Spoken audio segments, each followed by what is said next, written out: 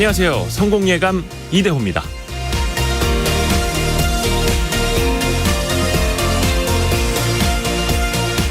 여러분은 혹시 자동차 멀미를 하십니까? 멀미는 눈으로 전해지는 정보랑 실제로 내 몸에 전해지는 흔들림이 다를 때 뇌가 혼란에 빠지면서 생긴다고 하는데요. 그런데 자동차 멀미를 심하게 하는 사람도 자기가 직접 운전대를 잡으면 멀미를 하지 않게 됩니다. 운전을 직접 하면 언제 멈추고 언제 출발할지, 언제 어느 방향으로 회전할지 자기 자신은 미리 알 수 있기 때문인데요. 경제와 투자의 세계에서도 그렇다면 얼마나 좋을까요? 금리를 언제 올리고 내릴지, 수요와 공급을 언제 늘리고 줄일지, 이걸 미리 알고 직접 컨트롤할 수 있다면 세계 최고의 부자가 될 수 있겠죠. 하지만 현실은 그렇지 못합니다. 매월, 매주 발표되는 경제지표 하나하나에 급등했다가 급락했다가 울다가 웃다가 금융시장과 자산 가치가 정말 한 치 앞도 알 수 없는 방향으로 흔들리면서 우리를 멀미나게 하고 있죠. 이럴 때 미국 연준 의장이 돼서 세계 경제의 운전대를 빼앗을 수는 없겠지만요. 실제로 멀미를 줄일 수 있는 방법이 있다고 합니다. 자동차의 뒷자리보다는 앞자리에, 기차의 역방향보다는 정방향에 앉는 겁니다. 그러니까 운전자와 최대한 비슷한, 즉 차의 움직임을 알 수 있는 위치에 앉는 거죠. 그렇게 해서 뇌의 혼란을 줄이는 겁니다. 경제와 투자의 세계도 마찬가지입니다. 자주 보고, 자주 듣고, 많이 읽으면서 공부하는 것 그 자체가 바로 경제의 운전자, 옆자리에 앉는 것일 겁니다. 성공예감 이대호입니다가 여러분을 바로 그 옆자리에 모시겠습니다. 4월 5일 성공예감 이대호입니다. 출발합니다.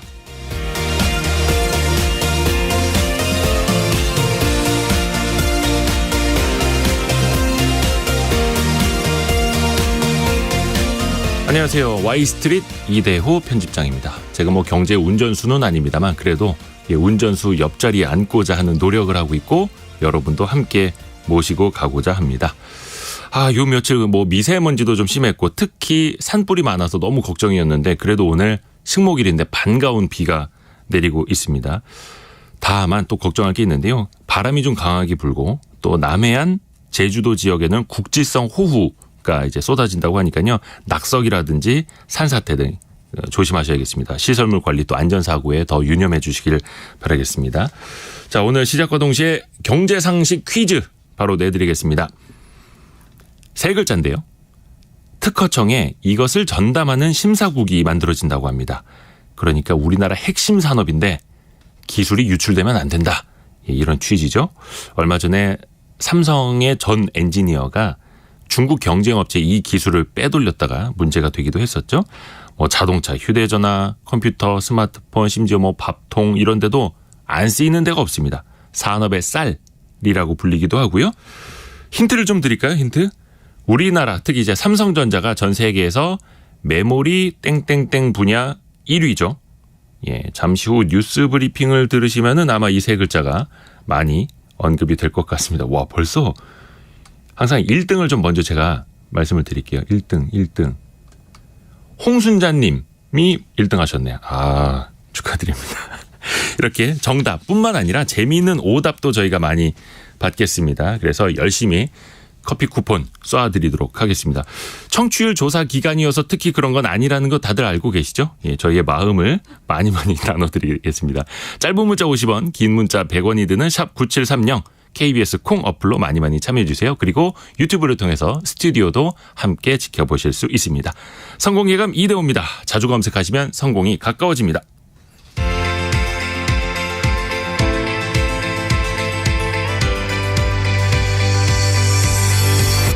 KBS 1라디오 성공예감 이대호입니다. 지금 김치영 기자님이 1등으로 보내면 뭐 주냐고 물어보셨습니다. 커피 쿠폰 쏴드립니다. 김치영 기자님도 저희 오프닝 할 때 빨리 문자를 보내세요. 저도 줍니까? 미리 근데 저희가 답은 안 드립니다. 그 약간 내부자 거래 느낌이라서. 그래서 이 미공개 정보는 유출되지 않도록 보안을 유지하고 있습니다. 오늘 알고란 그 알고란의 고란 경제 전문 기자 그리고 김치영 경제 전문 기자 두 분 함께합니다. 안녕하세요. 네, 안녕하세요. 자, 아이템부터 들어볼까요? 고란 기자부터. 네, 전세 사기를 막기 위한 여러 가지 대책이 발표되는데요. 이번에는 세입자 몰래 전입 신고를 차단할 수 있는 대책이 발표됐고요. 또 전세 사기를 당한 분들을 위해서 시도청에서 확인서를 발급해 준다라고 합니다. 요거 갖고 가면 저리 대출 받을 수 있다니까 잘 들어보시길 바랍니다. 다른 소식은요. 윤석열 대통령이 첫 번째 법률 거부권을 행사했습니다. 양곡관리법 제1을 요구했습니다. 양곡관리법과 그리고 전세 사기 대책들. 자, 김치영 기자는요. 지난해 국내 상장사들 실적을 분석해 보니까 인플레 영향으로 이제 가격이 좀 올랐으니까요. 매출은 좀 크게 늘었습니다. 다만 이익은 좀 줄어든 걸로 나오는데요. 관련 내용을 좀 정리해서 말씀드리겠습니다. 그리고 얼마 전까지만 해도 신차 구매하고 차량 인도받기까지 인기 차종은 뭐 2년 뒤에나 가능하다 뭐 이랬었거든요. 그렇죠. 근데 최근 좀 변화 조짐이 보입니다. 이게 확 줄었고요. 그 인도 시기가. 그리고 상대적으로 가격이 좀 싼 차량의 인기가 오르고 있다 이런 내용도 있습니다. 그래서 같이 말씀드려 보겠습니다. 자, 우선은 상장사들 실적부터 보겠습니다. 매출이 많이 늘었는데 네. 조금 속빈강정이었네요. 그렇게 볼 수도 있겠습니다. 다들 체감하시겠지만 물건 가격이 너무 많이 올랐잖아요. 기업들은 이제 원자재나 인건비가 오르면 이걸 가격에 바로는 아니지만 순차적으로 이제 반영을 합니다. 다만 소비자들의 저항이나 경쟁업체들과의 가격 경쟁도 고려해야 되기 때문에 아무래도 버티다가 이제 가격을 좀 올리게 되거든요. 그 시차 동안 기업은 이익이 좀 줄어들게 되는 것이죠.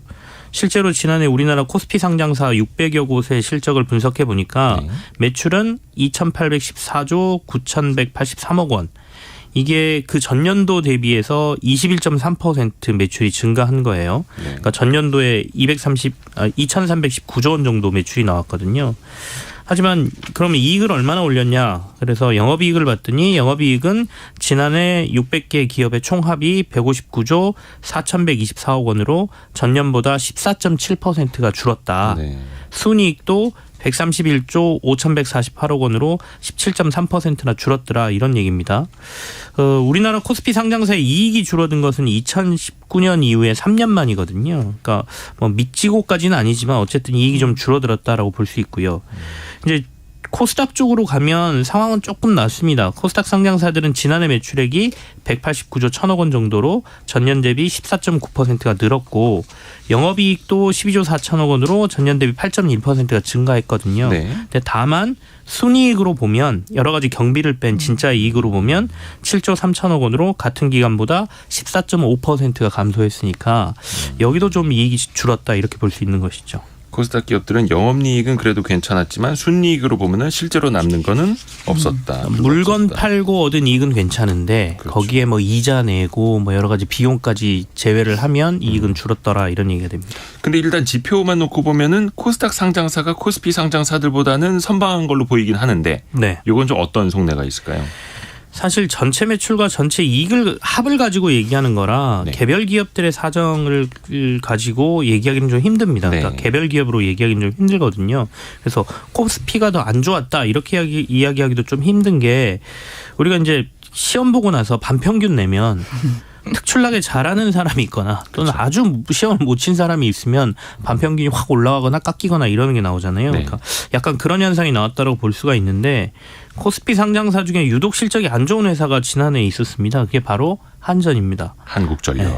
한전의 지난해 영업 손실이 32조 7천억 원이거든요. 네. 순손실도 24조 4천억 원이니까 상장사 순이익 하위 1위를 한전이 기록을 했고요. 그러니까 한전을 제외하고 코스피 상장사의 순이익 변동률을 보면 전년도 동기 대비해서 마이너스 0.35% 그러니까 거의 전년하고 비슷했다라는 거죠. 그러니까 한전이 거의 이익 다 까먹었다 이렇게 보시면 되는 거고요. 네.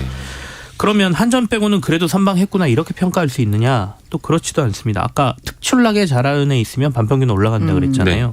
삼성전자가 있습니다. 순이익 1위 삼성전자를 제외하면 전체 순이익의 감소폭이 36.3%로 확 늘어요. 그렇다 보니까 결국에는 아주 못한 사람, 아주 잘한 사람 때문에 전체에 약간 왜곡이 나왔다 이렇게 볼 수 있는 거죠. 근데 이제 걱정은 또 올해입니다. 올해. 올해도 실적 추정치들 보니까 네. 깜깜하던데요. 그렇습니다. 다들 반도체 경기 안 좋다라는 얘기 계속 들으셨을 텐데요. 네. 반도체 지금 재고가 좀 쌓여가고 있고 최근 들어서 조금 재고가 줄어들고 있다고는 하지만 반도체는 불황의 터널 안에 아직은 있다 이런 분석이 많죠.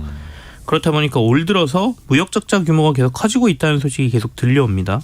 더군다나 중국과의 교역이 코로나 이전으로 완벽하게 회복되지 않을 거다라고 전망하시는 분들이 굉장히 많아요. 네. 그거는 이제 중국이 닫혔던 문을 여는 속도의 문제도 있지만 미중 갈등 여파로 이젠 이전 상황으로 가기가 힘들다 이렇게 분석하는 분들도 많거든요.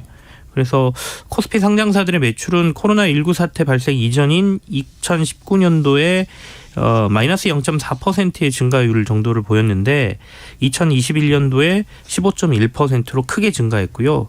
2022년도에는 인플레 영향으로 18.5% 그리고 이제 올해인데 올해 2023년은 증권사들의 평균 전망치가 한 4.1%밖에 증가 못할 거다 이렇게 보고 있거든요. 네. 그러면 작년에는 그래도 매출이라도 늘었는데 올해는 매출도 안 는다 이런 얘기니까 이익은 더 안 좋을 수가 있겠죠. 업종별로 보면 자동차, 선박, 바이오 쪽은 증권가 쪽에서 그나마 올해 좀 성장을 할 것이다 이렇게 보고 있는데 반도체가 포함된 전기전자의 역성장폭이 좀 클 것으로 보이고요. 네. 석유화학, 석유 제품 쪽도 역성장할 거다 이런 전망들이 많습니다. 김치영 기자가 오늘 경제상식 퀴즈 정답을 한 10번은 언급한 것 같습니다. 자, 고란 기자가 골라온 경제 뉴스 들어볼까요? 네, 예, 정부가 전세 사기 피해 방지를 위한 제도 개선안을 여러 개 내놓고 있는데요. 이제 어제 내놓은 거는 전입 신고 제도 허점을 악용한 거, 요거 좀 막아보겠다라는 대책입니다. 네. 실제로 있었던 건데요. 전세 사기 일당이 경기 부천, 이천, 서울 구로구 등의 빌라에 각각 주소지를 뒀습니다. 세입자 3명이. 근데 이 세입자의 서명을 위조합니다. 그리고 전화번호를 속인 다음에요. 세입자들의 주소지를 서울 성북구로 바꿉니다. 그러면 이 세입자들은 허위로 기존 주소지에서 전출이 되잖아요. 그럼 대항력을 잃게 됩니다. 그리고 전세 사기 일당이 아까 세입자가 나간 그 집을 담보로 대출을 실행합니다. 그러니까 이분들은 본인이 나갔는지도 몰랐는데 갑자기 자기 집이 전세 사기의 피해자가 된 그런 상황이거든요. 이게 왜 생겼냐라고 보니까 나몰래 전입신고 이게 원인이거든요. 그래서 이걸 이제 원천적으로 차단하겠다라고 합니다. 구체적으로 크게 3가지를 바꾸는데요. 첫 번째는 전입신고 절차를 개선합니다. 말씀드린 대로 현재는 전입하려는 곳의 세대주, 현 세대주가 전입신고를 할 때 전입자의 서명 없이 이전 거주지의 세대주의 서명만으로 신고가 가능합니다. 그런데 앞으로는 현 세대주가 전입신고를 할 때는 전입신고서에 반드시 전입자의 서명을 받게 할 계획입니다. 전입자 확인 없이 전 세대주의 확인만으로는 전입신고가 불가능한 거죠. 그러니까 내 허락 없이 맞아요. 나를 전입시킬 수 없다 이거죠. 없도록 하겠다라는 겁니다. 두 번째가 전입신고할 때 신분 확인을 강화합니다.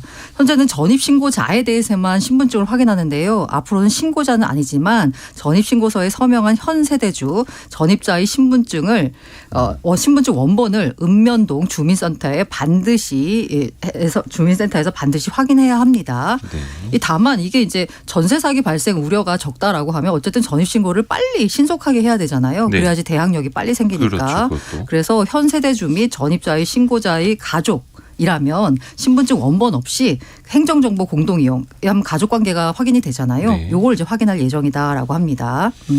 그러니까 전입 신고를 정확하게 해야 되고 그것도 맞아요. 또 빨리 해줘야 되고. 네, 맞습니다. 두 마리 토끼를 다 잡아야 되는 거네요. 전세 사기 관련된 개선책 또 다른 것들 나온 거 있습니까? 세 번째가 이제 전입신고 등 통보 서비스를 개선하는데요. 통보 서비스. 네, 지금도 거주지에 전입신고 여부나 세대주 지위 변경 사실을 휴대폰 등으로 통보를 해주긴 합니다. 그런데 이 서비스를 신청하려면 서식을 작성해서 제출해야 돼요. 근데 이제 정부는 전입신고서 신청서 양식에 체크만 하면 통보 서비스를 이용할 수 있도록 간소화하기로 했습니다. 네. 지금도 해주긴 하는데 뭘 따로 쓰고 막 이러니까 사실 조금 불편하거든요. 근데 이제는 체크만 하면 바로 통보받을 수 있다라는 거고요. 또 세대주가 아니더라도 누구나 주소 변경 사실을 통보받을 수 있는 주소 변경 사실 통보 서비스도 할 계획입니다. 행정안전부는 이런 제도 개선 방안을 담은 주민등록법 시행령 일부 개정안에 대한 입법 예고 이달 중 진행할 예정이고요. 또 법령 개정 완료 전까지 공백이 있잖아요. 요거 최소화할 수 있도록 주민등록 업무 집침 5일에 먼저 오늘 개정해서 지자체에 통보하기로 했습니다. 혹시 이미 전세 사기를 당한 분들을 위한 뭐 보완책이나 대책 같은 건 없습니까? 네, 뭐 충분하진 않겠지만 그래도 네. 대책이 있다라고 하면요. 전세 피해자의 경우에는 월요일부터 전국 17개 시도에 저리 대출 등을 위한 전세 피해 확인서와 긴급 주거 지원 신청을 할 수 있습니다. 이 아울러 전세 피해 지원 수요가 큰 경기나 부산, 서울, 강서, 인천에는 집중 지원이 가능하도록 지역 전세 피해 지원센터를 문을 열었습니다. 이 전세 피해 세입자들은 거주 중인 광역 지자체 시청이나 도청 방문해서요. 저리 대출 등을 위한 전세 피해 확인서, 긴급 주거 지원에 대한 안내를 받은 후에 신청할 수 있는데요.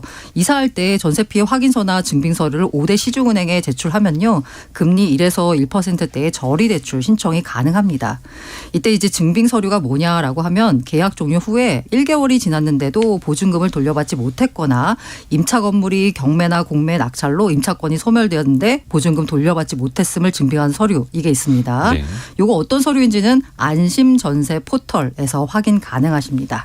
그리고 만약에 긴급히 거처가 필요한데 그 필요한 그 전세 피해 세입자한테는 한국토지주택공사 그리고 지방공사 공공임대주택을 활용해서 긴급 거처를 제공할 계획인데요.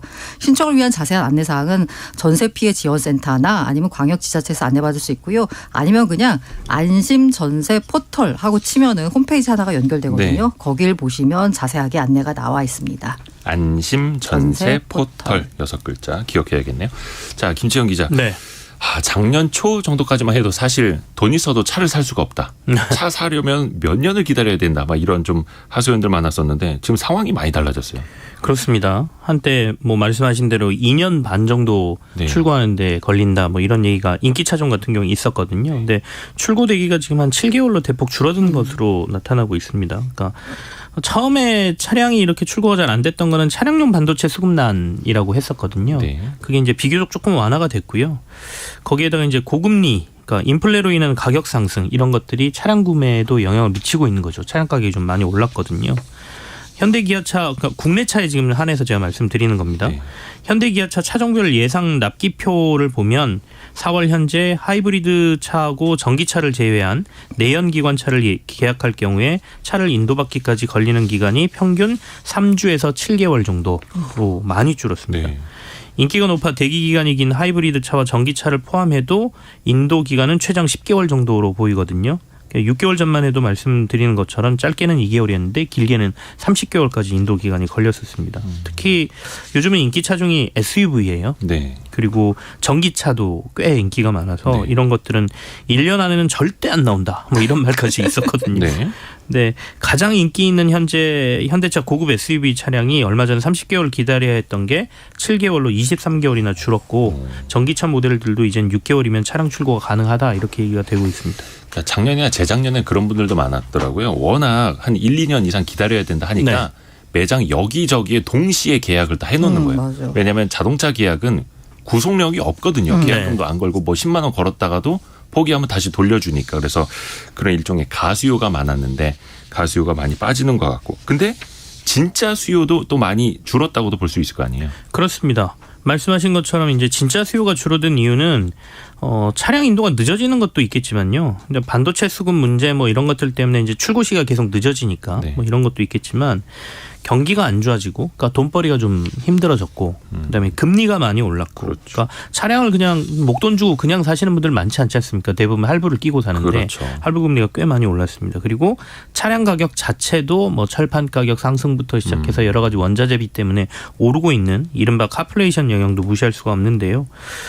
지난해 현대차 사업 보고서에 보면 현대차가 차를 판매하면 평균 가격이 나옵니다. 이걸 보면 평균 5,031만 원 현대차가 판매한 차량 가격이 이게 전년 대비 4,758만 원에서 5.7%가 올랐고요. 한 해 전으로도 돌아가서 2020년과 비교하면 2020년도에 차량 평균 판매 가격이 4,182만 원이니까 네. 거기에 비하면 거의 20% 이상 가격이 오른 거예요. 평균 4,180만 원에서 5,030만 원으로. 네. 그러니까 1,000만 원 정도 올라버린 거죠. 이야. 그러니까 같은 차를 사는데 돈 1,000만 원 더 줘야 된다. 그러면 사람들이 주춤하게 되지 않습니까? 물론 여기 뭐 전기차라든지 이런 것도 포함이 되어 네. 있겠고요. 근데 이제 아까 말씀드린 대로 신차 할부 금리 같은 경우에도 60개월 기준으로 보면 지금 한 6.1% 정도로 6% 지금 넘어 있거든요. 네. 그러니까 그 불과 뭐 몇 달 전만 해도 자동차 할부 금리가 뭐 2, 3%였다 이랬었는데 이것마저 오르니까 부담을 느낀 수요자들이 많이 빠져나가고 있다 이렇게 볼 수도 있겠습니다. 그러면 가격적으로도 그렇고 금리도 그렇고 소비자들이 이제 그냥 신차 구매를 포기하는 네. 일종의 임계점이 왔다 이렇게도 볼 수 있는 거예요. 아직은 그 정도까지는 아닌 것 같은데요. 네. 그래도 어쨌든 지금 현재 출고 가격이 이렇게 준다는 거는 수요가 좀 빠지고 있다 이렇게 봐야 될 것 같고요. 그리고 뭐 수요가 어느 정도 있다는 거는 전기차로 차량이 전환되면서 정부가 보조금을 지금 계속 주고 있기 네. 때문에 전기차 수요는 꾸준히 늘어날 것 같은데요. 그래도 아무튼 부담스러워하는 사람이 크게 늘고 있다 이렇게 봐야 될 것 같고 그래서인지 최근 가성비 높은 이른바 상대적으로 저가인 차량들 동급 차종인데도 불구하고 가격이 좀 싼 차량으로 수요가 몰리고 있다라는 얘기가 나오는데 요즘에 뭐 한 2천만 원대 초반 차량들이 잘 나간다 하더라고요. 그렇습니다. 특히 쌍용차죠. 그러니까 쌍용차를 인수해서 이제 KG 모빌리티라는 곳에서 인수를 했는데 KG 모빌리티로 이름을 바꾼. 예. 네. 이제 그 회사가 내놓은 중형 SUV 차량이 있습니다. 이게 지난달에만 6,600대 정도가 팔렸거든요. 그러니까 다른 동급 차량, 다른 브랜드의 동급 차량보다 한 400만 원 정도가 싸요. 그렇다 보니까 갑자기 한 20% 정도 그 판매 대수가 오르고 GM의 한국 GM의 소형 SUV 같은 경우에도 사전 계약 4일 만에 10,000대를 돌파해서 지금까지 쉐보레가 차량 내놓은 것 중에 단기간 가장 많은 계약을 맺은 이것도 동급 차량보다 한 400만 원 정도 저렴한 차량. 그러니까 상대적으로 저렴한 차 쪽으로 수요가 몰리고 있다 이렇게 볼 수 있겠습니다. 경제 얘기할 때 그 포터 지수라는 거 있잖아요. 포터라는 그 짐을 싣고 다니는 화물차가 네. 많이 팔리면 경기가 안 좋은 거다 이런 이야기 있는데 상대적으로 SUV도 2천만 원대 초반 이런 약간 중저가형이 잘 팔리고 있다라는 이야기. 자, 고란 기자. 대통령이 그 양곡관리법에 대해서 네네. 거부권을 행사했습니다. 이게 이제 전 신문들 다 일면을 장식을 했던데 이거 좀 쉽게 좀 정리해 주세요. 일단 상황만 보자면 예. 지난달 23일에 양곡법 개정안 야당인 더불어민주당 주도로 국회 본회의를 통과를 했습니다. 그리고 이제 이후 10일 만인 어제 윤 대통령이 그 개정안에 대해서 제2요구권, 말이 좀 어렵죠. 그냥 우리가 흔히 말하는 거부권이라고 보시면 됩니다. 이걸 행사했습니다. 양곡관리법은 윤 대통령이 거부권 행사한 1호 법안이고요. 2016년 5월 박근혜 대통령의 국회법 개정안 거부권 이후로는 약 7년 만입니다. 양곡법 개정안 내용이 뭐냐. 쌀 수요 대비해서 초과 생산량이 3에서 5%이거나 쌀값이 전년 대비해서 5에서 8% 하락할 때 정부가 초과 생산량을 전량 매입하는 내용이 핵심입니다. 이 앞서서 윤 대통령은 양곡법 개정안에 대해서 여러 차례 부정적인 입장을 피력을 했어요. 이유는 뭐냐? 국가 재정에 과도한 부담을 준다. 쌀 과잉 생산을 부추길 수 있다. 결과적으로 농업 경쟁력을 저해할 수 있다라는 판단이었거든요. 뭐 약간의 뭐 부정적 입장 냈지만 어쨌든 개정안이 국회 통과한 다음에는 의견 수렴을 강조하긴 했는데요. 어쨌든 간에 거부권을 행사했습니다. 자, 제2요구 그러니까 거부권을 행사했는데 이 법안을 국회 본회의 통과한 걸 다시 국회로 돌려보냈다라는 거잖아요. 네네, 그러면 이 맞습니다. 양곡관리법 개정안 앞으로 이 법은 어떻게 되는 겁니까? 이 대통령이 거부권을 행사한 법안의 최종적인 처리는 어쨌든 국회가 결정합니다. 네. 법을 만드는 곳은 국회니까요. 그래서 해당 법안 다시 국회 본회의에 상정이 됩니다. 그런데 한 번 했던 게 아니라 두 번째 재시도하는 거잖아요. 네. 더 까다롭습니다. 재적 의원 과반 출석과 출석 의원 3분의 2 이상 찬성이 되면 재의결이 됩니다. 만약에 재의결이 됐어요. 그러면 대통령은 이 법안에 대해서는 제2요구, 그러니까 거부권을 또 행사할 수는 없습니다. 그대로 확정이 됩니다. 부결되면 그대로 폐기가 되고요. 제2요구된 법안을 본회의에 상정해야 되는 기간에 대해서는 별도 구정이 없기 때문에 국회 임기가 끝날 때까지 상정하지 않으면 자동적으로 폐기가 됩니다. 그 윤 대통령에 앞서서 민주화 이후 거부권이 행사된 법안 16건이었거든요. 이 가운데 국회 재의결을 거쳐서 법률로 최종 확정된 경우는 2003년 노무현 대통령 측근 비리 특검법이 유일합니다. 나머지는 부결됐거나 임기 만료로 폐기가 됐고요. 말씀드린 대로 그러니까 거부권 행사했으니까 양곡법 개정안 다시 국회로 넘어갑니다. 제가 아까 까다로워진다라고 했잖아요. 네. 재적 의원이 299명인데 이 가운데 여당인 국민의힘 의원이 115명, 3분의 1을 넘습니다. 그러니까 3분의 2 이상 찬성할 일이 없죠. 물론 이변이 있을 수 있지만 그럴 일은 거의 없기 때문에 네. 재의결될 가능성은 작다라는 분석이 지배적입니다. 그래서 아마 개정안은 폐기 수순을 밟지 않겠느냐라는 얘기가 나오고 있습니다.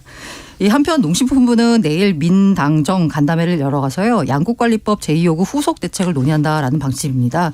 쌀 수급 안정을 비롯해서 27년까지 농업, 농촌 및 식품산업 발전 대책을 마련하고요. 농업 직불제 확대 개편 계획 등을 논의할 예정인데요. 어쨌든 농업계는 쌀값 폭락을 막고 농가 소득을 안정시킬 수 있는 근본적인 대안을 요구하고 있는 상황입니다. 좋습니다.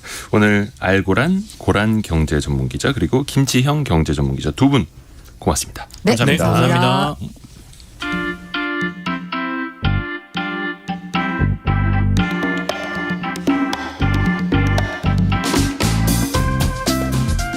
지금 여러분께서는 KBS 일라디오 성공예감 이대호입니다를 듣고 계십니다. 참여해주신 여러분께는 추첨을 통해 판촉물 전문 그룹 기프코에서 텀블러 세트를, 아름다운 식탁 창조 주비푸드에서 자연에서 갈아 만든 생와사비를, 쉽고 빠른 판촉물 제작 시너지 기프트에서 LED 튜브 스탠드를, 그리고 성공예감에서 준비한 커피 쿠폰을 보내드립니다. 당첨자는 성공예감 이대호입니다 홈페이지에서 확인하세요. 경제상식 퀴즈 정답 많이들 보내주고 계셔서 감사드리고요. 한 번 더 경제상식 퀴즈 말씀을 한번 드려볼게요. 뭐 힌트가 될 수도 있겠고요. 세 글자고요. 이것은 크게 메모리 땡땡땡, 비메모리 땡땡땡 이렇게 나뉘기도 하죠. 우리나라에서 뭐 삼성전자, SK 하이닉스 합쳐서 세계 D램 시장 점유율 70%가량을 차지하고 있고요. 사실 메모리 반도체보다는 전 세계적으로 봤을 때 비메모리, 즉 시스템 땡땡땡이 훨씬 더 시장이 큰데요. 아무래도 여러 가지를 추론하고 연산하는 그런 정보를 처리하는 그 시스템 땡땡땡이 훨씬 더 많이 쓰이기 때문인데요. 저희 아까 9289님이 밥솥에도 이게 들어가는군요. 몰랐던 사실 알아갑니다라고 해주셨는데 이 세 글자 땡땡땡이 밥솥은 물론이고 왜 하다못해 왜 자동차 창문 내렸다가 올리는 거, 와이퍼 속도 조절하는 거, 그게 다 이걸로 이루어집니다. 심지어 여름에 그 한 뭐 1,500원, 2,000원짜리 선풍기 사시지 않습니까? 전원 버튼 한 번 누르면 켜지고 두 번 누르면 빨라지고 세 번 누르면 꺼, 이런 거. 거기도 반도체가 들어갑니다. 정말 새끼 손톱의 한 4분의 1 정도 되는 반도체가 심지어 핸디형 선풍기에도 들어갑니다. 예. 아, 우리 PD님이 한숨을 쉬고 계십니다. 지금 제가 정답을 계속 중간중간 말하고 있어가지고. 0780님, 이대호 편집장님 고향인 평택의 특산품이잖아요. 오늘도 평택 고덕에는 이 팹이 잘 지어지고 있습니다. 라고. 아, 예, 그렇습니다. 이천의 특산물도 이거고 평택의 특산물도 이겁니다. 3607님께서 이대호 기자님 위트 있으셔서 제 취향이라 재밌게 듣고 있는데 한 번도 문자 소개해 주지 않아서 삐쳤어요. 라고. 혹시 라디오 꺼버리신 거 아니시죠? 예, 듣고 계시다면 저희가 커피 쿠폰 쏴드리겠습니다. 제가 위트 있다는 얘기는 보통 한 3년에 한 번 정도 듣거든요. 오늘이 그날인 것 같습니다. 고맙습니다. 그리고 김영주님께서 정답 맞춰주셨고 전화 받고 싶어요. 예, 무지무지. 아, 그 전화 아마 청취율 조사 그 전화 말씀하시는 것 같은데 전화 받자마자 또 이렇게 성공예감 이대호입니다. 잘 듣고 있어요. 라고 해주시려고 또 연습하고 계시는 거 아닙니까? 고맙습니다. 여러분의 의견 그리고 정답 계속해서 짧은 문자 50원, 긴 문자 100원이 드는 샵 9730 KBS 콩으로 많이 보내주세요. 오늘의 움직임에 주목하고 세상의 흐름을 놓치지 않습니다. 여러분의 내일을 응원하며 성공의 열쇠를 함께 찾아갑니다. 성공예감 이대호입니다.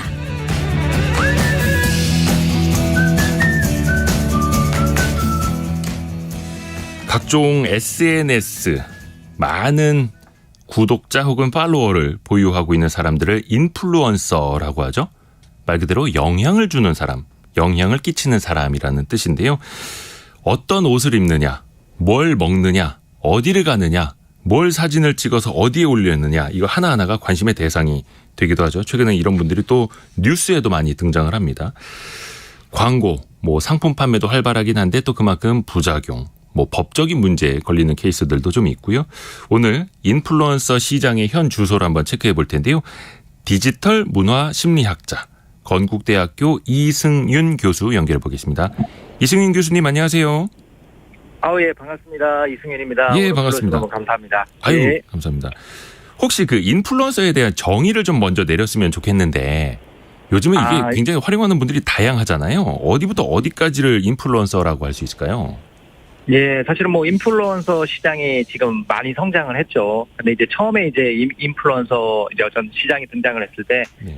대부분 이제 여러 공신력 있는 기관에서 인플루언서를 어떻게 정의할 거냐 이런 것들에 대한 여러 가지 기준들을 만들기 위해 노력을 했는데요. 뭐 일반적으로 인플루언서라고 하는 건 우리가 소위 말하는 이런 뭐 지상파 방송이라고 불리는 레거시 미디어가 아니라 이런 디지털이죠. 네. 이 디지털이 연결돼 있는 이런 플랫폼 상에서 자기가 직접적으로 이제 구독자를 확보하고 그 구독자를 기반으로 해서 콘텐츠를 만들어내고 그리고 영향력을 과시하는 사람이라고 사실은 정의가 됐습니다. 그래서 사실 어떻게 보면 과거에는 이 인플루언서라고 불리는 분들이 뭐 연예인들하고 어떤적인 측면에 연예인들은 주로 이제 방송을 하시니까요. 지상파 방송에 좀 차별화가 있었는데 요즘은 뭐 아시겠지만 대부분의 연예인들이라고 불리는 분들이 또 실질적으로 뭐 유튜브 방송을 하시거나 자기 채널들을 다 가지면서 사실상 인플루언서 역할을 하시니까 요즘은 그 경계가 굉장히 좀 모호해졌다고 볼 수 있습니다.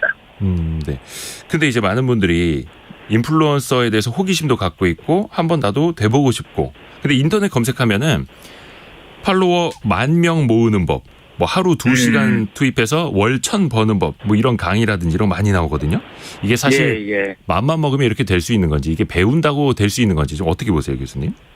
뭐 사실은 이게 뭐 절대적이지는 않지만 이제 두 가지 측면이 있는 것 같습니다. 물론 이게 어떤 테크닉이라든지 아니면 뭔가 여기서 작동하는 메커니즘을 알게 되면 사실은 구독자를 좀 늘리는데 유리한 건 사실입니다. 뭐 예를 들자면 뭐 제가 이제 뭔가 계정을 하나 만들었는데 네. 뭐 친구들이란데 주변들한테 그 URL 그 계정 같은 걸 뿌릴 때 그 계정상에서 뭐 특정한 기호를 좀 삽입을 하면 보냈을 때 이제 클릭을 했을 때 뭐 구독해주세요 이런 팝업 같은 걸 띄울 수가 있거든요. 사실 그걸 띄워주는 게 더 낫지 않습니까? 그래서 어떻게 보면 뭔가 예를 들자면 지금 뭐 좀 있으면 아마 한강변에 뭐 불꽃 축제 같은 걸 할 텐데 그 불꽃 축제하는 타이밍에 뭐 인스타그램에 그 불꽃 축제하고 관련된 뭔가 사진을 올리거나 아니면 정보를 올리면 좀 더 많은 사람들이 그걸 검색을 할 거기 때문에 해시태그를 가능성이 높겠죠. 그러니까 물론 그런 일정 부분 배워서 할 수 있는 테크닉들이 있는 건 사실이지만 지금 이제 방금 얘기하신 것처럼 뭐 지나치게 뭐 요것만 알면 뭐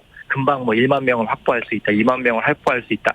사실은 그런 것들은 일정 부분 좀 조심할 필요는 있다고 생각합니다. 왜냐하면 생각보다 이 구독자를 확보하는 과정이 뭐 1만 명 정도를 확보하는데도 뭐 몇 년이 걸릴 수 있는 문제거든요. 그래서 물론 공부를 하는 거는 일정 부분 구독자를 올릴 수 있는 그 확률을 좀 올릴 수는 있지만 특정 시간에 뭐 보장을 내준다 이런 것들은 좀 조심할 필요가 있다고 생각합니다.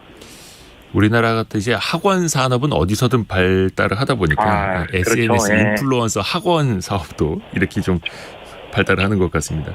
근데 요즘에 보면 초등학생들 이제 장래 희망, 직업 희망하는 거 보면 뭐 유튜버 빠지지 않고 인플루언서도 많이 이제 이름을 올리지 않습니까? 근데 이게 정말 미래의 직업을 삼을 정도로 수익도 괜찮을까요? 예, 사실은 이제 뭐 요즘 초등학교 얼마 전에 아마 저도 이제 한번 본 적이 있는데 뭐 아마 한국직업능률원에서 발표한 뭐 조사였을 것 같은데요. 뭐 2019년 20년도에 조사를 보면 초등학교 장래희망 탑5 중에 하나가 뭐 유튜브였고 뭐 당시에 이제 그게 의사보다 순위가 높아서 좀 충격적이었다. 왜냐하면 사실은 아시겠지만 이 초등학생들은 얼마나 부모님들께서 세뇌 교육을 시키겠습니까? 저 봐봐, 방송 봐봐, 의사 멋있지, 뭐 변호사 멋있지. 근데 그걸 뚫고 이제 본인이 이제 나중에 잘해서 유튜버 직업을 하겠다는 얘기는 그만큼 이제 어렸을 때부터 그런 직업이 선망의 대상이 된 겁니다. 근데 그게 될 수밖에 없는 이유는 이제 요즘 초등학생들이 다 알거든요. 뭐 중학생이든 고등학생 마찬가지 그런 생각을 하는데 저게 돈을 벌 수 있다더라. 뭐 대표적인 게 그 2021 요즘 틱톡이 워낙 핫하지 않습니까? 미국 같은 경우에는 뭐 여러 가지 뭐 틱톡을 금지해야 된다는 이슈가 이렇게 많아지는 이유가 사실 그만큼 10대들이 미국 10대들이 많이 사용을 하기 때문이거든요. 근데 2021년도 기준으로 그 틱토커라고 불리는 틱톡에서 활발하게 활동을 하시는 인플루언서 중에 찰리 디아멜리오라고 불리는 여성분이 있는데 이분이 2021년 기준으로 한 208억 정도를 벌었습니다. 근데 되게 놀라운 사실은 또 언니가 그 빅시 디아멜리오라고 있는데 그 친구는 또 119억을 벌었어요. 근데 그 둘이 합하면 한 해 벌어들인 수익이 330억인데 좀 죄송하지만 뭐 이런 얘기하면 좀 농담 비슷한 거지만 KBS 단기 순손실이 2022년도에 118억이고 뭐 90억 영업 적자인데 사실 이 친구들은 뭐 어떻게 방송국 운영하는 것도 아닌데 돈을 벌지 않습니까? 그러니까 이제 어린 친구들 입장에서는 뭐 틱톡이라는 건 자기도 깔아서 할 수도 있는 거고 그 정도 수준까지는 아니더라도 그 친구들도 다 일반인들로 시작을 한 거거든요. 그래서 이제 아무래도 그렇게 좀 영향을 받지 않았나라는 생각을 하고 있습니다. 그러니까 엄청난 투자가 필요한 또 허가나 뭐 라이선스가 필요한 산업이 아니라 진짜 뭐 휴대전화 한 그렇죠. 대만 있으면 예. 할 수 있는 그래서 이익률도 높은 그런 인플루언서들이고요. 근데 이제 기업들 입장에서 보면 어떤 뭐 광고 홍보를 하기 위해서 인플루언서들에게 이제 대신 돈을 주고 광고를 집행하잖아요. 뭐 건당 수백만 원에서는 많게는 뭐 수천만 원까지도 준다고 하는데 그 정도의 광고 효과가 있다고 볼 수 있을까요? 사실은 그거에 대해서는 굉장히 많은 좀 악유행이 좀 있다고 보시면 될 것 같습니다. 근데 이제 사실은 생각을 해보면 어떻게 생각하는 게 저는 더 맞다고 생각하냐면요. 과거에 한때는 뭐 거의 90년대에는 사실은 뭐 삼성이라든지 LG라든지 이런 대기업들이 본인이 신제품을 만들고 보통은 이제 그 9시 땡 하면 뉴스 같은 것들이 보도가 되면 그게 그 바로 직전에 이제 TV 광고를 집어넣는 거죠. 그러면 사실은 대부분 굉장히 많이 도달이 가능을 했다는 얘기죠. 왜냐하면 그 당시만 하더라도 이제 우리 전국에 있는 분들이 볼 게 없고 그리고 이제 그날에 있었던 뭔가 다양한 뉴스 같은 걸 들으려면 모두가 TV를 켜고 이제 9시 뉴스나 8시 뉴스를 들여다봤던 시대가 있었는데 이제는 그런 세상이 아니지 않습니까? 솔직히 뉴스 시청률도 굉장히 낮지 않습니까? 왜냐하면 사람들이 데일리 베이스로 휴대폰을 켜고 지금 당장 실시간으로 일어나는 일들을 여러 가지 채널들을 통해서 이제 받을 수가 있는 거죠. 그러다 보면 자연스럽게 소비자들이 24시간을 다 가지고 있는 건데 그 24시간을 과거에는 레거시 미디어를 소비하는 데 많이 썼는데 이제는 그렇지 않고 디지털 여러 가지 채널에서 자기 시간을 보내다 보니까 이제 기업 입장에서도 광고비를 분산시켜가지고 거기 뿌릴 수밖에 없게 되는 거고 그리고 또 가만히 들여다봤더니 그 소위 말 디지털 그 플랫폼 시장에서 활발하게 이제 소위 말해서 시청 시간을 빼먹고 있는 사람들이 다 인플루언서라고 불리는 사람들인 거죠. 지금 사실은 저도 마찬가지지만 아마 대부분의 사람들은 데일리 베이스로 어딘가에 접속을 해서 자기가 좋아하는 사람들의 콘텐츠를 끊임없이 보고 있거든요. 뭐 예를 들면 그러다 보니까 이제 예를 들면 패션 비즈니스를 하는 분들도 내가 광고를 집행을 해야 되는데 과거에는 매거진이나 이런 데 집행을 하는 게 나았다면 어떻게 보면 이제는 사실은 20, 30대 여성분들이 아침에 일어나서 대부분 인스타그램을 켜고 자기가 좋아하는 언니가 오늘은 뭐 했는지 그걸 들여다보는데 그 언니가 매일매일 패션 스타라면 매일매일 끊임없이 뭔가 옷을 갈아입고 가방을 새롭게 들 거거든요. 차라리 저 사람한테 우리 가방을 들게 만드는 게 더 광고적으로 효율이 높겠구나라는 생각을 했다고 저는 생각을 합니다. 그러니까 어떻게 보면 이 인플루언서들한테 돈을 집행을 하고 광고를 쓰는 게 굉장히 지금은 자연스러운 상황이라고 좀 보시면 됩니다. 그게 아예 자연스러운 세상이 됐다. 근데 이제 부작용도 많지 않습니까? 뭐 예를 들어서 방송사 같은 경우는 뭐 심의 규정이라든지 그죠? 방심위 규정 같은 걸 다 지켜야 하는 게 있는데 사실 온라인 인플루언서들은 그렇게 딱히 이제 지킬 것도 많지는 않아 보이고 그래서 많은 사람들이 인플루언서를 믿고 샀다가 좀 낭패를 겪는 경우도 있고 좀 여러 가지 문제점도 좀 있지 않습니까? 예, 그게 아마 제가 기억으로는 아마 2020년, 2021년도에 한때 이제 굉장히 좀 이슈가 됐던 내돈내산 사태, 그러니까 몇몇 이제 굉장히 유명한 인플루언서 분들이 내돈내산이라고 해서 그게 이제 내가 직접 돈 주고 샀다는 거죠. 이게 되게 중요한 코드거든요. 왜냐하면 대부분 사실은 특정한 인플루언서들을 구독하시는 구독자들은 우리 언니라든지 오빠라든지 아니면 형이 그 채널을 운영하면서 돈이 운영비가 필요하기 때문에 일정 부분 광고를 노출시킨다는 걸 알고 있는데 문제는 이제 내가 직접 내 돈 주고 샀어. 내가 좋아해서 이거는 좀 다른 이야기거든요. 근데 그게 내 돈 주고 내 돈 내산으로 했다고 얘기를 했는데 사실 광고를 받았다는 건 이건 사실 굉장히 큰 기만행위지 않습니까? 속인 거니까요. 그래서 이제 당시에 이제 몇몇 그런 인플루언서들이 그런 이제 문제를 일으켜서 공분을 샀었죠. 그런데 문제는 사실 그 당시만 하더라도 법률적으로 그분들을 제재할 수 있는 사실 법률적 근거가 전혀 없었습니다. 그래서 정확하게 지금 얘기하신 것처럼 그래서 이제 그 당시에 방송은 사실은 굉장히 제약 요건이 많지 않습니까? 뭐 노출 시간이라든지. 근데 이거는 법률적으로 봤더니 제약 요건이 없네. 그리고 어떻게 보면 이제 법률이 어떻게 보면 기술을 따라가지 못했던 거죠. 그래서 그 당시 이제 그 이후에 이제 진짜 여러 가지 이제 법률적인 것들의 가이드라인이 좀 많이 만들어지고 있는 상황이고요. 저는 일정 부분 그거는 꼭 필요하다고 생각합니다. 말씀하셨던 그 뒷광고 논란들도 네. 한동안 많이 이어져서 그래서 이제 또 어떻게 보면은 인플루언서들에게 제재가 가해지고 또 규제가 계속해서 만들어질 수밖에 없는 환경. 네, 맞습니다. 오늘 디지털 문화심리학자인 건국대학교 이승윤 교수였습니다. 고맙습니다. 예, 감사합니다. 감사합니다. 라디오 정보센터 뉴스 정리하고 오겠습니다. 추경호 부총리 겸 기획재정부 장관은 미국의 인플레이션 감축법과 관련해 불확실성이 여전히 남아있는 만큼 우리 기업의 이익은 극대화하고 애로사항은 최소화하도록 관련 업계와 범정부적으로 대미 협의를 지속하겠다고 말했습니다. 급전이 필요한 취약계층에 최대 100만 원을 단기 빌려주는 소액생계비 대출이 예상보다 흥행하면서 1,000억 원으로 조성된 정보재원이 오는 7월께 소진될 것으로 예상됩니다. 올해 2월 전국 주택 거래 시장에서 아파트 비중이 역대 최대였던 것으로 나타났습니다. 정부의 일산 부동산 대책 등으로 규제가 대거 완화되자 수요자들이 빌라보다는 아파트에 눈을 돌린 결과로 풀이됩니다. 오늘 0시 기준 코로나19 신규 확진자 수는 14,465명으로 일주 전보다 1,300여 명 증가한 것으로 나타났습니다. 정부는 코로나19 방역 상황이 안정적으로 관리되고 있다며 일반 의료체계로의 전환 등을 차질 없이 준비하겠다고 밝혔습니다. 지금까지 라디오 정보센터 뉴스 정원나였습니다.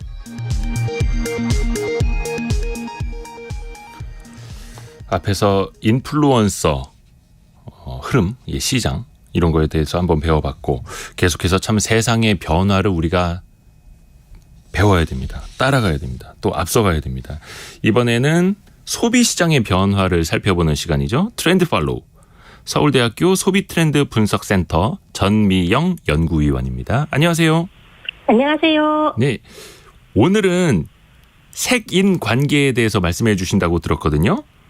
예, 맞습니다. 근데 이 네 글자만 들으면 이게 어떤 주제인지 잘 모를 것 같아요. 색인 관계. 이게 어떤 내용입니까? 맞습니다. 네, 구체적으로는 요즘 20대들의 인간관계 맺기의 특징을 살펴볼 거고요. 네. 이 색인 관계 조금 어려운데요. 요즘 젊은 친구들은 저 친구하고 내가 친해, 안 친해, 조금 친해 이렇게 말하기보다는 인스타그램 친구야, 함께 덕질하는 트위터 친구야, 아하. 뉴스를 알려주는 페이스북 친구야, 동네에서 만나서 맥주 마시는 실제 친구야, 이런 식으로 친구들에게 각자 역할, 색인을 붙여서 아하. 나이에게 필요한 만큼 이렇게 활용해 나간다라는 뜻에서 저희가 인덱스를 붙인다, 색인을 붙인다, 색인 관계라고 이름을 지었습니다. 일종의 그 파일 정리하듯이 파일이나 폴더 정리하듯이 내 인간관계를 그렇게 구분을 한다라는 거죠. 네, 맞습니다. 특히 이제 이런 특징들은 기성세대보다는 20대 초반의 젊은 친구들한테 많이 나타나고 있고요. 네. 그래서 이런 요즘 젊은 세대들의 인간관계를 만들고 또 형성해 가고 또 유지하는 관계들을 이번 주와 다음 주에 걸쳐서 한번 살펴보려고 합니다. 그러면 이렇게 구분을 짓는 색인 관계, 요거는 이제 어떤 특징을 갖고 있다고 볼 수 있나요? 네, 이번 주에는 조금 더 구체적으로 색인관계의 관계 만들기 측면을 알아볼 건데요. 네. 지금 우리 방송 들으시는 분들 중에 잠시 이제 시간을 드릴 테니까 나의 베스트 프렌드라고 하죠. 절친. 그 친구를 어떻게 만났지? 한번 생각을 떠올려 보십시오. 대부분 기성세대들은 인간관계를 만들 때 우연히 만드세요. 같은 학교에서 만났어. 같은 회사에서 만났어. 네. 그런데 요즘 젊은 세대들은요. 관계를 만들 때 노력을 합니다. 그러니까 그런 측면을 저희가 일단 첫 번째로 살펴보려고 합니다. 회사 입사했는데 이제 마침 동기여서 그 친구와 친하게 됐다 뭐 이런 게 아니라 네, 그런 본인이 것들은 직접 찾아가서 기본이고요. 만드는. 맞습니다. 그런 것은 당연히 있는 것이고요. 이 색인관계는 인간관계가 확장되어야 되기 때문에 관계를 좀 더 다양하게 위해서 관계를 만들어 나가는 겁니다. 예를 들면 저희가 첫 번째로 그것을 목적관계다라고 이름을 지었는데요. 예를 한번 목적관계. 들어보겠습니다. 네. 네, 맞습니다. 예를 들어서 요즘 저희 학생들이 하는 불평 중에 연애하기 너무 힘들어요. 이런 얘기 많이 하더라고요. 저는 이해가 안 되는 게 학교의 절반은 여자고 절반은 남성인데 왜 연애하기가 힘드냐. 길 가다가 마음에 드는 사람이 있으면 네. 사귀자고 고백하라 그랬더니 저를 거의 조상님 보듯이 쳐다보더라고요. 요즘은 도서관에서 우연히 만나서 첫눈에 반했다 이렇게 얘기하면 거의 부모님 세대 얘기라고 합니다. 아, 그런가요? 네, 요즘은 연애를 하려면 노력을 해서 관계를 확장해야 되는데요. 대학생들이 자주 가는 인터넷 커뮤니티 뭐 에브리타임이라든지 그런 데 가보시면은 자주 올라오는 글 중에 센소라는 것이 있습니다. 센소? 센소? 네, 센소는 셀프 소개팅의 줄임말입니다. 아, 센소. 네, 센소라고 해서 죄송합니다. 못 알아들었습니다. 제가 무슨 뭐 OTT에서 어떤 드라마를 재밌게 봤는지, 내 MBTI는 뭔지, 그리고 내가 좋아하는 떡볶이의 맵기는 얼마인지 이렇게 나에 대해서 글을 쫙 쓴다고 합니다. 그러면 나 스스로를 소개팅에 내보내는 꼴이 되고 그걸 본 친구들 중에 마음에 드는 사람들이 쪽지를 보내면 그들을 몇 번 여러 번 만나보고 내 마음에 들면 사귀고 그렇지 않고 그렇게 한답니다. 뭔가 관계를 만들 때 우연과 인연은 기본이고 거기에 플러스로 내가 노력해서 새로운 관계까지 만드는 것이 요즘 친구들의 특징이고요. 최근에는 결혼 시장에서도 이런 현상이 분명히 발생하고 있는데요. 네. 예를 들면은 결혼정보회사의 그런 어떤 이용객이 코로나 이후에 굉장히 늘었다고 하더라고요. 예전에는 부모님들이 이렇게 자녀들 몰래 결혼정보회사에 자녀들을 가입을 시켰는데 네. 요즘은 직접 찾아와서 등록하는 사람들이 늘었답니다. 뭔가 관계를 내가 노력을 통해서 확장해 나가겠다 이런 모습을 보입니다. 그러게요. 저희도 지난주에 다뤄드렸습니다만 요즘에 불황인데도 또 많은 분들이 이제 결혼 안 하려고 늦게 하려고 하는데도 결혼정보에서는 엄청 또 잘 된다고 하더라고요. 그러니까 스스로 뭔가 노력을 해서 맞춤형으로 매칭을 한다. 이렇게 볼 수 있을 텐데 왜 모르는 사람들이 같이 막 이제 등산 모임을 만들거나 아니면 동호회 활동하시는 분들도 있잖아요. 이것도 네, 목적 관계에 해당된다고 볼 수 있나요? 맞습니다. 아주 정확한 지적이신데요. 예를 들면 제가 축구를 배우고 싶다. 옛날에는 동네 조기축구 갔거든요. 근데 요즘은 그렇게 동네 기반으로 하기보다는 축구를 배우고 싶다, 뭐 테니스를 치고 싶다 이런 관심을 가지고 있는 사람들이 플랫폼에서 서로 찾아가지고 만나가지고 같이 어떤 활동들을 즐기죠. 그래서 뭔가 계속해서 내가 인풋을 넣고 노력하고 찾고 이렇게 하지 않으면 관계가 좀 확장되지 않는 것이 요즘 인간관계의 특징인 것 같습니다. 이런 그 목적 관계 말고 또 다른 방식도 있습니까?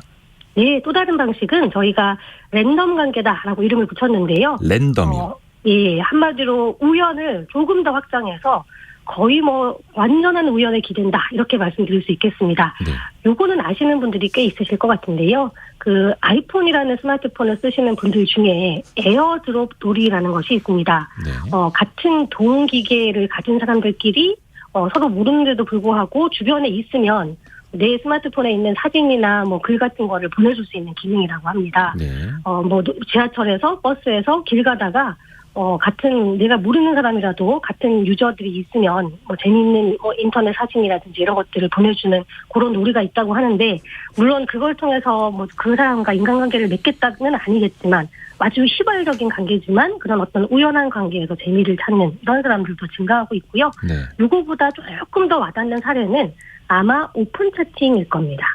최근에 그 톡이나 카카오톡이나 여러 가지 메신저 플랫폼을 통해서 오픈 채팅을 나누시는 분들이 늘었는데 이 오픈 채팅의 특징은 모르는 사람들이 방을 만듭니다.